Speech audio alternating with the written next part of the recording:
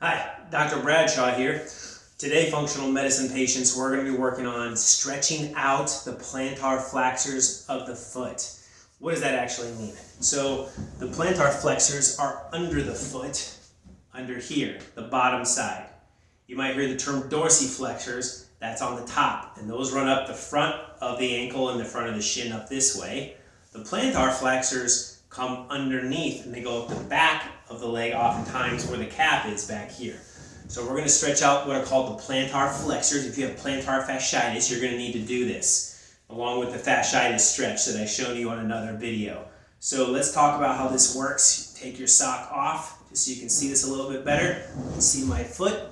You're going to flex your toes. So I would get into like a figure, kind of a cross-legged position on your couch. You're going to flex your toes down. You're going to hold that there for a moment. You're going to grab your toes with your fingers and you're going to pull back. And you can do each toe one at a time. If you want, you can just take your big toe and pull that back. But I feel like it works best if you can get all of them. So I'll grab the big toe with my left hand, the other 4 toes with my other hand. I'm going to pull back and stretch those muscles. And you'll feel them pulling the muscles from midfoot up towards the toes themselves. You'll feel these tendons stretching. Flex your ankle at the same time up. Don't allow your ankle to flex down. You need to be flexed up at the same time. You'll get the most maximum stretch on those. You hold that for a count of 10 as you take deep breaths. If you need to do your other foot, do your other foot. That's fine.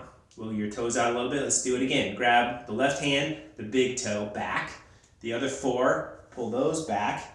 And pull back as you flex that ankle up, hold it for a count of 10. I'm pulling pretty hard as you can see. I'm really grabbing these things. You got to pull them. And then count of 10 and relax. Wiggle them out. We'll do it one more time. That's one cycle. We're going to do 3 cycles a day.